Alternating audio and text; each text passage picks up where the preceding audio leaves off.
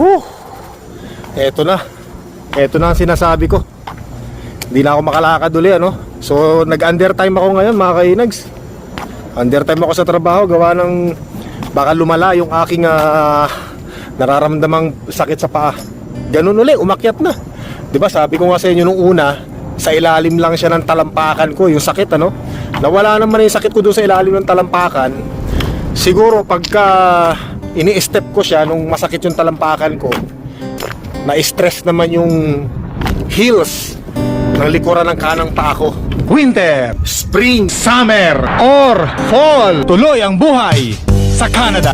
Kaya ngayon, eto, baka umatake yung gout ko, mga kainis, hindi ko alam, no? Or baka kasi na tension, kasi nga yun ang ginagamit kong ano eh, ginagamit kong pantukod nung malakas ang hangin. Para uli ako may tayo sa puwet yan. Amira. Saan ba ako nagpark na sasakyan ko? Hindi ko na makita. Ay, doon pa. Malayo pa ako nagpark. Andun pa sa dulo. Ayoko sana mag-undertime eh. Kaya lang, kailangan na eh. Kasi pagka pinilit ko pa to, actually hindi ko na kayang pilitin eh, no? Hindi ko na kayang pilitin kasi baka lalong lumala. Kaya papahinga ko ulit sa bahay. Gagamitin ko ulit yung mahiwagang tungkod, yung saklay. Amira. Eto na naman tayo. Ay, wala, ganun talaga mga kainags, ano? Ganun talaga eh. Kung kaya ko lang pilitin sana eh, kaya lang hindi eh. Wala na, paralyzed na talaga. Paralyzed na talaga. Ganun talaga. Ayan o. Para ako may kadein ng daladalang ano, hila-hila. Kasi sabi ko dati, 'di ba, yung sakit niya, yung dito sa ilalim. Sa ilalim dati nung paa ko, no?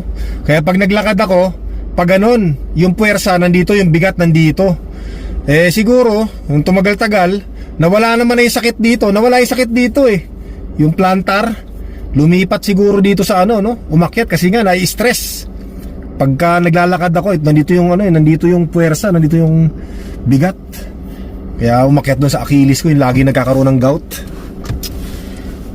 Ay, so kailangan ko ipahinga to para kasi 2 araw tayong day off, mga kainags, ano? Bukas day off tayo. Day off ulit ang kinabukasan. Sana makapasok ako ng ano, ng first day ko ulit. Pag hindi, yun, gagamitin ko na lang uli yung ano, yung call sick. Mabuti na lang may call sick tayo. Kaya lang yung call sick ko, ilang piraso na lang, ano. Tapos meron naman akong leave. Nag-accumulate yung leave ko noong nakaraan. Pero as much as possible sana sinisave ko yung mga ano eh, yung mga call sick. Yan, kaya bihirang-bihira akong ano, mag-call sick dito sa trabaho, mga kainags, ano. Kasi gusto ko yung call sick ko gagamitin ko lang pag talagang yung talagang kailangan katulad nito. Hindi ako makalakad, doon ko lang siya gustong gamitin talaga. Bahay na tayo, mga kainags, ano. Ganda tingnan, sarap tumambay dito. Tamang-tama yung araw, no. Hindi na mainit. Tambay tayo mamaya dyan.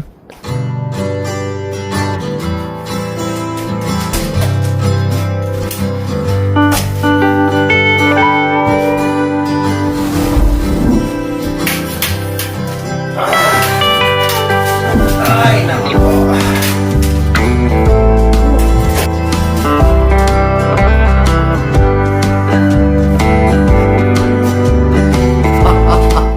Gamit na naman natin ang mahiwagang saklay. Amira. So ito, mga kainags, ano? Ito yung aking yan. Ito. So hindi naman siya masyadong namaga ngayon kasi nga ay naano kaagad natin, no? Naalalayan kaagad natin yung matinding pagtayo. Kaya hindi siya masyadong namaga. Kaya 2 araw day off tayo. 2 araw natin ipapahinga. Sana doon sa may pasok ako na araw. After 2 days ng day off, makapasok na sana ako, no? Ayan, dito lang siya, ayan, no? Hindi nga siya namumula ngayon, eh. Kaya kasi umuwi agad tayo galing sa trabaho nung naramdaman kaagad natin. Hindi ko siya pinilit. Sarap pa naman sanang lumabas ng bahay, no? Ganda ng araw, oh. Katulad ng naipangako ko sa inyo, mga kainags, ano? Magbasa-basa tayo ng comment dito, no? Habang sabi ko nga sa inyo, hindi pa tayo makapaglakad-lakad. So sabi ni Carlito de la Cruz, yan, kung nag-aral ka, wala ka sana sa Canada. Yan, ito yung vlog ko noong nakaraan, ano? Yung sabi ko na merong chapter 2 ang buhay ko. Nag-aral ako. Kung hindi kasi ako nag-aaral nung ano eh. Hindi ko siniseryoso yung pag-aaral ko nung elementary tsaka high school ako eh, no? Pero sabi ko, yung mga pagkakamali ko na yon, ginawa ko inspirasyon. Natutunan ko kung gaano kahirap yung hindi magseryoso sa pag-aaral. Yan, kaya nung chapter 2 ng buhay ko, inayos ko na. So yun. Oo nga, totoo yun mga kainis. Ako, wala talaga sa plano ko ang umalis ng Pilipinas. Wala sa bokabularyo ko yan. Wala talaga. Kasi nga, ang ganda nung kumpanya na pinagtatrabahuhan ko nung nasa Pilipinas ako, nung dyan sa may Cavite. Yan, may nagtatanong din kung saan daw ba ako nakatira sa Cavite. Nakatira po ako sa General Trias, Cavite, no? Diyan sa may Manggahan, malapit. Sa may Biklatan, yan. May bahay kami dyan, bayad na. Tapos, yun na nga, kung ako po ay nag-aral siguro kung may nagkaroon ng laman ng utak ko. Malamang po, wala po ako sa Canada. Kasi nga, hindi namin ina-expect na magsasara or maglilipat ng ibang bansa yung pinagtatrabahuhan namin ni Mahal na Reyna. So, nandun na. Akala ko, doon na nga ako magre-retire, no? Doon na. Pero talagang ganun ang panahon. Talagang minsan sinusubok tayo ng tadhana. So, kasi kung nag-aral ako noon, di ba? Kasi pag nag-aral ka, di ba? Marami kang alam. Maraming laman ng ulo ko, malamang kumpiyansa ako na makakahanap pa ako ng magandang trabaho dahil sa aking kaalaman. Yan. Kasi kung nag-aral ako ng matindi noon, hindi nga ako nag-aral Kumbaga, nung nawalan ako ng trabaho sa Pilipinas, yung kumpiyansa ko, sabi ko, alam ko, hindi ako makakahanap ng magandang trabaho rito sa Pilipinas. Alam naman natin yung labanan sa Pilipinas, no? So, yun. At doon na pumasok yung yung mag-abroad. Ang nasa isip ko kahit makapunta sa Taiwan, Dubai, mga ganyan, basta makapag-abroad lang. Pero syempre, sabi ko, wala naman talaga sa pangarap ko talaga mag-abroad Noong time na yon, iniisip ko pa lang na mag-abroad ako. Talagang sabi ko, maho-homesick ako nito kasi ang liliit pa ng mga anak ko noon Close na close ako sa mga anak ko noon Bira, sabi ko, maho-homesick ako nito. Pero wala, no choice talaga no? Sabi kong ganun Tapos, yun na nga. Kasi kaya ko rin inisip na mag-abroad na nung time na yon, si Mahal na Reyna, sila naman yung susunod na tatanggalin doon sa kumpanya na pinagtatrabahuhan namin. Yung Intel Philippines dyan sa may Cavite. Grabe yun. Sabi ko, pag si Mahal na Reyna natanggal sa trabaho, tapos ako, wala ring trabaho, patay, gutom. Inaalala ko, syempre, inaalala namin ni Mahal na Reyna yung mga anak namin. Liliit pa Ano magiging future nito? Wala na. Although maganda naman yung ibinayad sa amin nung kumpanya namin. Pero syempre, pera lang, madali maubos yan So sabi ko, wala. Tinry ko maghanap ng trabaho sa Pilipinas, no? Talagang wala. Ang grabe. Talo ka na sa pamasahe. Kasi syempre, babalik-balik ka doon Talo ka sa oras. Diba? Hindi naman porke in-interview ka, hire ka kaagad. Syempre, meron pa second interview. Diyos ko po, Panginoon. Kung ma-hire ka man, hindi naman ganun kalakihan ng sweldo. Kasi nga, syempre, yung aking kaalaman, hindi naman yung ina-applyan kong trabaho, hindi naman mataas ang posisyon. Diba? Kasi yun, sabi ko, it's time na siguro. Kaya nandito ako sa Canada, sinuwerte ako, kaya maraming salamat ulit sa Panginoong Jesucristo. Sinuwerte ako talaga rito. Sinuwerte kami ng family ko. So yun, yung nag-aral talaga ako, hindi ako alis ng Pilipinas. Kasi marami akong kakilala, talagang may mga laman ng utak, may laman ng ulo. Pero syempre ngayon, kahit pa paano, meron ng laman kahit konti. Hindi lang puro katarantaduhan, kalokohan. Meron ng konti kahit pa paanong kaalaman, mga kainay. Natuto na tayo. Yan, dahil dun sa ating mga pagkakamali, na sinabi ko nga na yun ang ginamit nating instrumento, inspirasyon, para hindi na natin maulit-uli yung mga pagkakamali natin. So yun. Sige, basa ulit tayo ng next question. Yan. Maraming salamat sa mga nagko-comment, no? Sabi ni Bobong Espino, sana sundin mo payo ko 6 to 8 glasses na water. Mawawala lahat ng inflammation mo sa katawan at higit sa lahat, kikintab ang oklab mo, ang vocal mo. Yan. Especially ngayong summer. Naka po, Diyos ko po. Sobrang kintab niyan, mga kainags. Pero proud ako, syempre. Hindi ko ikinahihiya yan. I'm proud to be bald. I'm proud to be ocalbs. Syempre, sabi nga nila bald is clean. Bald is handsome. Bald is awesome. Yan. Amira talaga. Basa uli tayo, no? Sabi ni Simply Nancy, enjoy walking Inags, nice weather na. Ingat po. Kaya lang, di pa tayo makapaglakad, Nancy. Pilay. Sa susunod, pagka ayos na yung pako, yan, talagang enjoy natin ang weather. Basa tayo. Sige, ito pa.